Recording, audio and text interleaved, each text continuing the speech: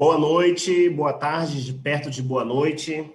Hoje, nada mais, nada menos, nós estamos aqui com a presença do nosso secretário, né? Uma pessoa maravilhosa, uma pessoa que tem um trabalho prestado para a cidade, para o Estado e para o país, né? De muita qualidade, secretário da Transparência do Estado do Espírito Santo. Queria dar uma boas-vindas à nossa cidade, Cariacica. Nós estamos nessa live, nós fazemos essa live desde abril, toda quinta-feira, e semana passada tivemos aqui a presença do nosso subsecretário Tadeu Marinho, que falou basicamente a história da vacina, a importância da vacina, e hoje nós estamos aqui com o secretário de Transparência, que vai falar sobre a transparência, né, das vacinas. Mas mais do que isso, qual é o papel da Transparência Capixaba, aonde ele tem feito um papel importantíssimo dentro desse governo chamado Renato Casagrande, que tem feito muitas e muitas obras na cidade. E volto a falar, queria parabenizar o governador Renato Casagrande, principalmente aqui em Cariacica. Esteve aqui agora na quarta-feira pela manhã, nos presenteando Cariacica, dando a ordem de serviço na segunda etapa do nosso Hospital Geral, e muito importante esse Hospital Geral para a gente, mas em cima do palanque do Hospital Geral, ele deu outra notícia que, para mim, quem briga muito pela saúde aqui em Cariacica, é mais importante do que o Hospital Geral, que foi o convênio com mais ou menos, que nós vamos chegar aí até o final do ano com 100 equipes da família. Mas vamos lá. Camata, se apresenta, fala de você, fala da sua história, fala da sua experiência, da sua formação profissional. A cidade de Cariacica já te conhece, né? De outra missão, né? Que você era um ativo, né? Dentro da política estadual. Hoje você está em outro mecanismo, e a Secretaria de Controle de Transparência. Como é que ela funciona, qual o legado, qual é a função dela, e desde já, muito obrigado por você aceitar esse convite de participar aqui do nosso debate aqui, que é todas as quinta-feiras, 6 horas hoje já foi pontual, 6 horas realmente da tarde, da noite. Seja bem-vindo. Legal, César, obrigado pela oportunidade. Eu digo que é uma honra, né, e uma responsabilidade ser secretário de Controle e Transparência do Espírito Santo no momento da pandemia, né?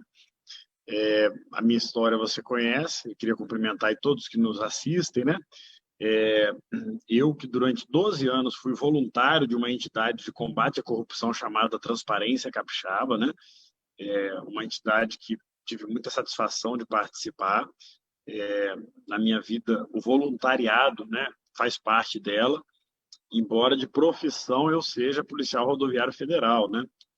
Estou emprestado para o Estado, estou cedido para uma missão que estar à frente da Secretaria de Controle e Transparência, mas é uma pauta que eu conheço, que eu acredito, né? Minha formação, minha especialização é na gestão pública, né?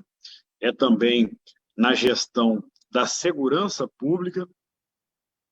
Então, são pautas que eu acredito e que eu vivo, né, no dia a dia. E aí a gente chega no momento da pandemia agora e vê que ser transparente para uma entidade pública, né, para o Estado, por exemplo, é uma premissa daquilo que o cidadão precisa para, agora no momento das vacinas, por exemplo, saber onde que a vacina no grupo prioritário está sendo aplicada, né? Então, eu já começo a falar exatamente do que a gente lançou agora, nesse momento, nessa semana, que é uma plataforma de transparência da distribuição das vacinas, né? E aí os amigos, as amigas, o cidadão de Cariacica, ele pode entrar no site do coronavírus, coronavírus.es.gov.br, e ele vai saber a distribuição por município, né? Ele vai saber os grupos prioritários que estão sendo atendidos em Cariacica, seja nas instituições hospitalares, seja os idosos em internação, instituições de longa permanência, né? Então, assim, eu falo que transparência deveria ser obrigação, mas no país que a gente vive, ela se tornou uma virtude, né? Mas espero que um dia seja obrigação de todos. Então, a transparência cumpre esse papel. O Estado fez um dever de casa na semana passada também. A distribuição de vacina no Brasil você acompanhou isso, quem está nos assistindo acompanhou isso, ela começou de uma maneira extremamente desorganizada, né? Por vários motivos, né? O Ministério da Saúde não tinha um sistema em que os vacinados pudessem ser inseridos, né? Isso provocou em muitos locais, Manaus, por exemplo, uma desorganização de vacina sendo destinada para pessoas que não deveriam receber, inclusive políticos, né? Dando mau exemplo, o que é muito ruim. E aqui no Espírito Santo, imediatamente, o que o governo do estado fez, né?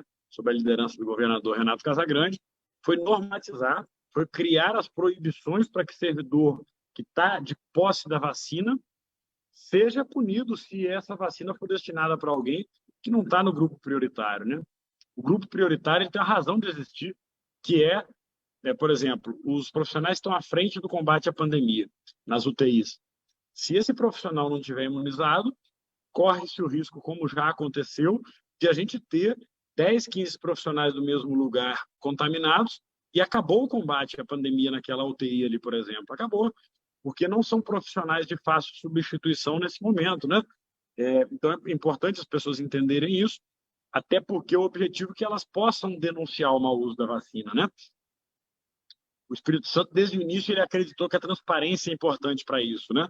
Tanto que o portal de transparência da Covid que o Espírito Santo criou, que está lá no coronavírus.es.gov.br, ele foi premiado como primeiro lugar nas 2 avaliações nacionais, né, da Transparência Internacional, que é uma entidade que mapeia boas práticas em 110 países, e da Rede Mundial por Dados Abertos, que reúne as melhores práticas na difusão de dados, né?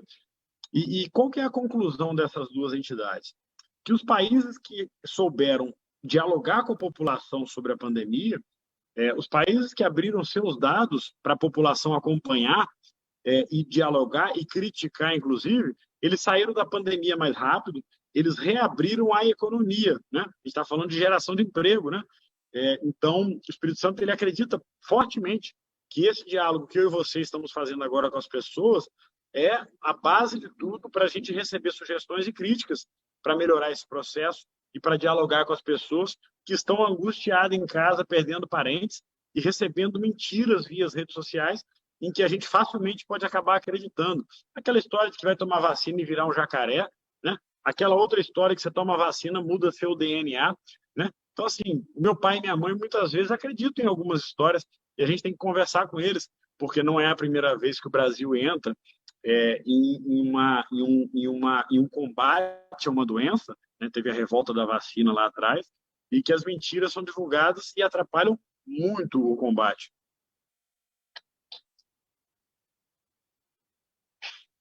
Edmar, Edmar Camata, eu falo Edmar porque é secretário até com uma Fica à forma, vontade.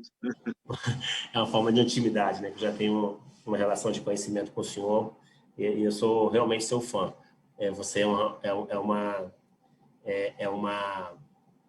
um ser humano que me representa, né?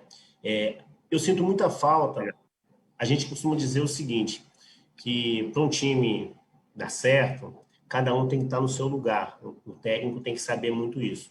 E assim, a gente está acompanhando o nosso governador sendo um destaque, né, no Brasil com relação, principalmente, à transparência que ele está dando a essa crise que o Brasil está passando, que o Espírito Santo está passando, né? Se Deus quiser, em pouco tempo nós vamos passar por isso. O Brasil é um país que já conseguiu vacinar 10 milhões de pessoas na paralisia infantil no sábado.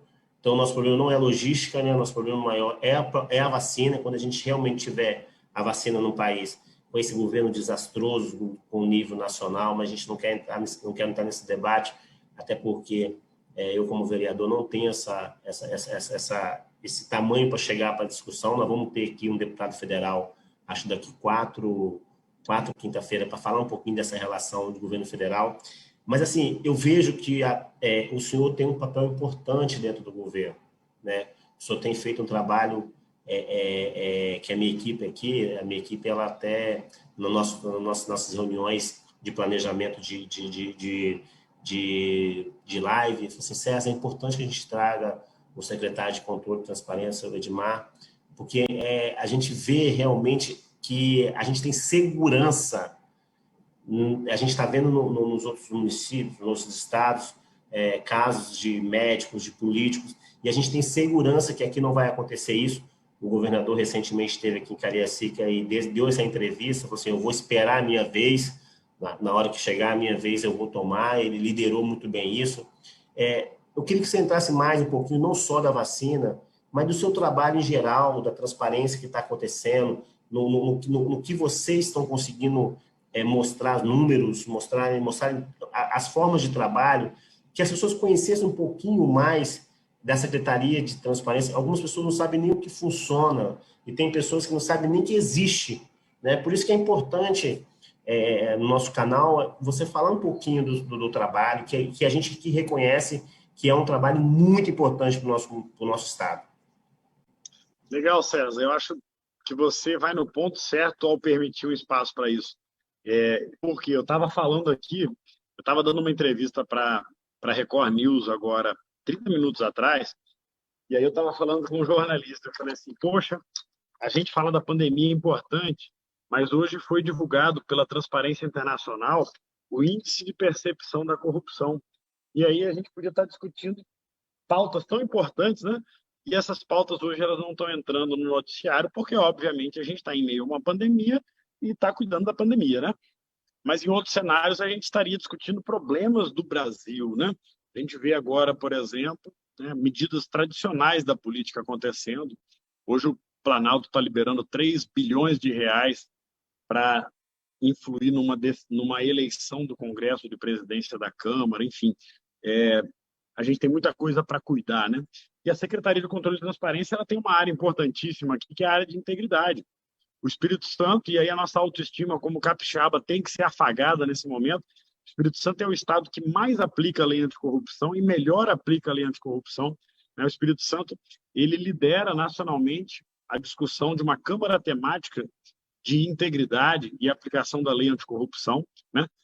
Agora, no ano de 2020, nós aplicamos a maior multa já aplicada com base na lei anticorrupção de 4 milhões em uma empresa que se envolveu em um ato não entregando a construção de escolas. Então, assim, são fatos que nos fazem nos orgulhar do Espírito Santo, mas buscar sempre mais.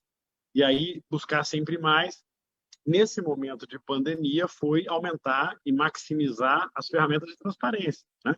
E aí nos fez ganhar 2 prêmios importantes, né? Hoje eu ouvi de um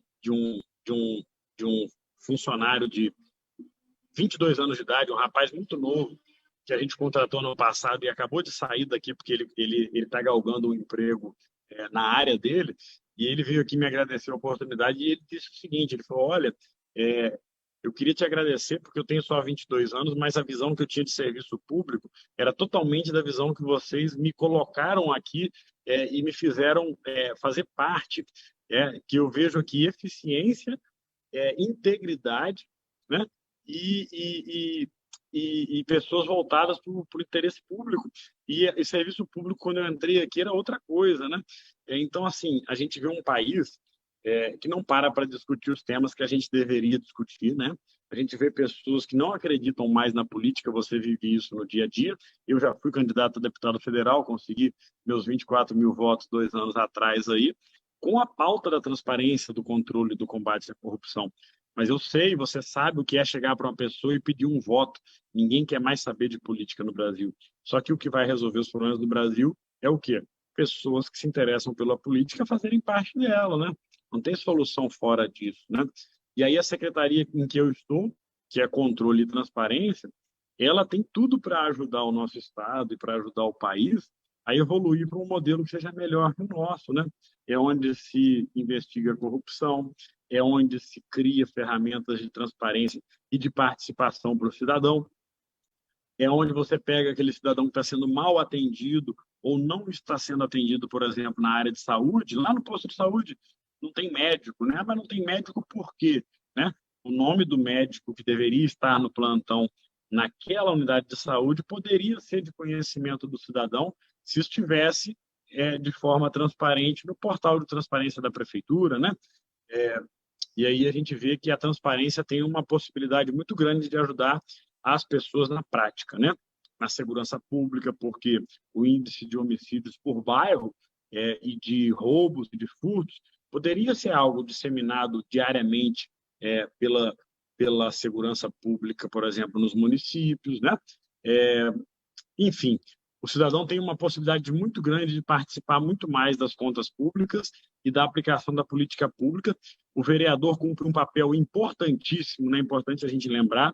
A gente fala, como cidadão no dia a dia, muito mal da política, mas a gente deveria. E aí eu falo, e aí é um discurso que eu trago lá das entidades civis do combate à corrupção. Encerrando a minha fala, tá, César, que a gente tem também um tempo aí. Se tem uma diferença do Brasil para os outros países que realmente me preocupa, eu sou muito otimista, tá? Eu falaria bem do Brasil por 2 horas aqui. A gente tem boas leis, a lei anticorrupção é ótima, a lei da ficha limpa é muito boa, a lei de compra de votos é maravilhosa.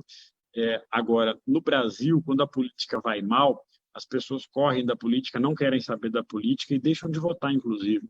E nos países mais maduros, quando a política vai mal, as pessoas caem de cabeça na política, mudando quem está lá ou cobrando de quem já está na política, né? E a gente tem que refletir sobre isso um pouco também, porque ser cidadão tem um ônus, né? Que é o ônus de participar.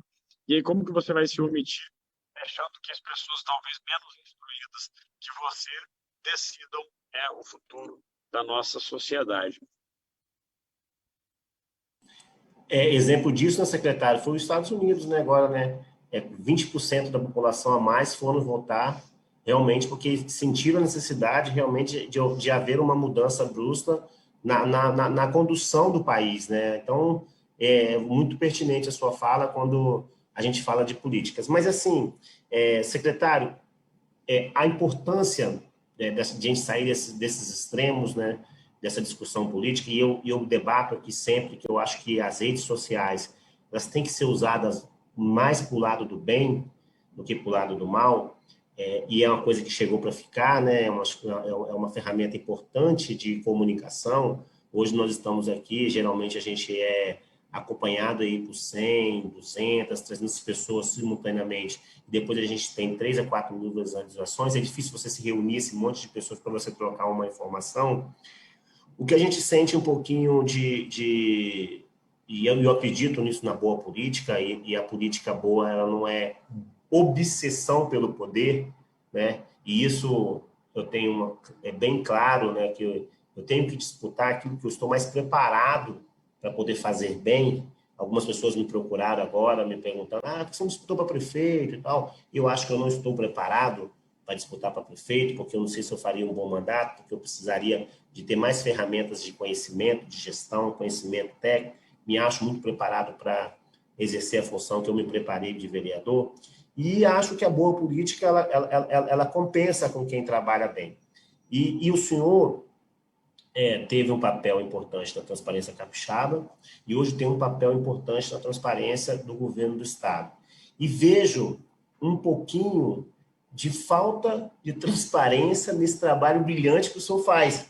Essa foi a pauta importante que a gente quis trazer o senhor aqui, entendeu? Porque a gente acha o seguinte, a gente acompanha o seu trabalho, vê o seu trabalho ganhando vários prêmios, o próprio governo hoje ganhou um prêmio de ser o estado que mais transparência tem com relação à Covid, né? E a gente vê um pouquinho o senhor fora dos holofotes, né? Desse trabalho todo brilhante que o senhor está fazendo. A minha pergunta é o seguinte, primeiro chegou uma pergunta aqui, não sei se o senhor tem um pouco de informação em cima disso, mas ela está perguntando se tem alguma ação do governo para evitar furar filas da vacina, né? O senhor tem essa informação, não é muito da sua área, mas isso chegou Temos todas as informações. Então, assim, e a outra, o senhor tem tem um pedido do governo para que o senhor não possa se posicionar bem, ou realmente não é dentro do governo? Vamos lá. eu sou muito do perfil de trabalhar e não querer aparecer, né? Mas algumas ações que a gente faz acabam aparecendo mais, outras menos. É, eu acho que o que a gente precisa no Brasil é de quem faça o dever de casa, independente de querer aparecer ou não, né? E o brasileiro, infelizmente, acaba divulgando muito mais aquilo que não é verdadeiro do que aquilo que é, né? Vou dar um exemplo aí. Esse ano a gente teve, aqui no estado a gente tem 48 empresas condenadas com base na lei anticorrupção, né? Normalmente a gente não compartilha essas informações, que são informações bacanas, né? Mas às vezes vai uma informação de que a vacina transforma você em jacaré e você compartilha, né? Então, assim, são desafios do momento atual, né? Das fake news. E essa questão do fura-fila da vacina, 10 dias, não, semana passada, a Secretaria de Saúde fez uma portaria normatizando e definindo a pena até de demissão para o servidor público que der a vacina em alguém que não esteja na lista de prioridades, é o fura-fila, né? Então, essa portaria foi publicada semana passada, dia 21 de janeiro. Na mesma portaria, o Estado exige que os municípios façam portarias semelhantes. Ou seja, cada município do Espírito Santo fazer sua previsão específica para não ter discussão de que furar fila é uma irregularidade punível com demissão, né? Então, isso foi feito. Alguns municípios já publicaram ontem esses atos normativos, alguns estão publicando hoje, e a nossa corregedoria já tem hoje dezenas de denúncias, né? Para que não se repita o que aconteceu nos outros estados, né? E até agora está indo muito bem, tá? A gente não tem grandes denúncias no Espírito Santo, tem algumas que estão sendo investigadas, né? Mas não temos assim grandes denúncias de agente político, de secretário, né? Que tomou vacina e não deveria, porque isso atrapalha muito o combate à pandemia, né? Isso é um tiro no coração de quem está atuando na linha de frente da Covid, de ver que um prefeito foi lá e furou fila para pegar uma vacina para ele, né? Enquanto o profissional de saúde está na UTI trabalhando, longe da família, afastado, cumprindo isolamento e correndo risco, né? Então a gente não pode deixar que esse desestímulo aconteça com quem está na linha de frente. Isso aí, secretário. Eu queria agradecer. Aqui quem manda sempre é o convidado. E já vou deixar para fazer as considerações finais. Queria muito que você se direcionasse para a nossa cidade, a cidade de Cariacica. Eu posso dizer que nós estamos, graças a Deus, saindo do isolamento, né? O governador praticamente tem vindo toda semana aqui em Cariacica dar ordem de serviço. A gente fica muito feliz de ter uma vice-governadora. O nosso prefeito, Euclédio Sampaio, ele é aliado do governo, amigo do governador. Ele tem 27 dias, hoje que dia que é hoje, gente? 28 dias de trabalho. Parece que ele já tem 2 anos de trabalho, tanto que esse homem está trabalhando, tantas entregas que ele está fazendo. É muito importante, a gente precisa muito do governo, a gente ficou muito tempo isolado do governo estadual. E nossa cidade, eu sempre falei isso, eu estou com 2 mandatos de vereador, estou indo para o 3º, e sempre disse o seguinte, que um dia o governo do estado ia olhar para a gente, né? E esse dia chegou, né? Pautas nós vamos zerar a vacina aqui, nós vamos zerar a fila de exames, nós temos mais de 18 mil de pessoas no exame, o nosso prefeito vai conseguir zerar a fila. Então, assim, é muita notícia boa. E Cariacica foi importante no processo eleitoral para o senhor tem um carinho para a gente aqui, que você direcionasse suas considerações finais para a nossa cidade, e principalmente mandasse um beijo para a Rosa Maioli, que é sua fã, né? O Juninho, 2 pessoas que são meus amigos, que gostam muito do senhor, e você é muito querido aqui na nossa cidade. Muito obrigado pela sua participação hoje aqui, tá bom? Bom, Rosa Maioli é mais de italiana do Espírito Santo, né? César, eu queria agradecer muito o convite. Eu tenho amigos em, acho que praticamente todos os bairros de Cariacica. Você é uma pessoa que não perde a oportunidade de pedir para o governador, né, mais investimento, né? E nosso papel é esse mesmo, né? Cobrar para que saia. Se nós temos o bom, tem que buscar o excelente, né? Não tem dúvida nenhuma disso. Cariacica sempre precisou muito, né?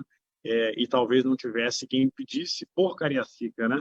As pessoas, infelizmente, na política adquirem vícios de pedir para eles, né?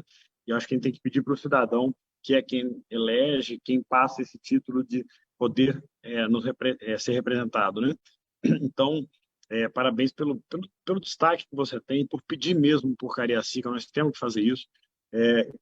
O governador, embora ele seja natural de Castelo, mas eu acho que ele está realmente querendo migrar para Cariacica, porque além de ter a vice de Cariacica, que é a Jaqueline, ele não tem nenhuma reunião de governo que Cariacica não venha, né, no radar dele. Esse hospital maravilhoso, que é uma cidade praticamente tão grande, né?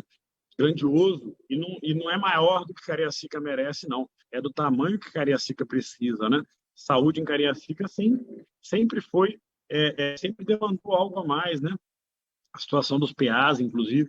Então, assim, é algo que Cariacica realmente precisa, merece, né? E eu acho que a presença de uma vice no governo, que tem a história que a Jaqueline tem, não é figurativa, né? Uma pessoa que era camelô, né? Que era ambulante na rua, né? E que hoje é vice-governadora do estado, sendo preta, sendo mulher, né? Com a história que ela carrega. Então, assim, é algo que chega a arrepiar de felicidade, porque foi uma escolha pessoal do governador, não foi indicação de nenhum partido, né? Cariacica tem que se orgulhar muito disso.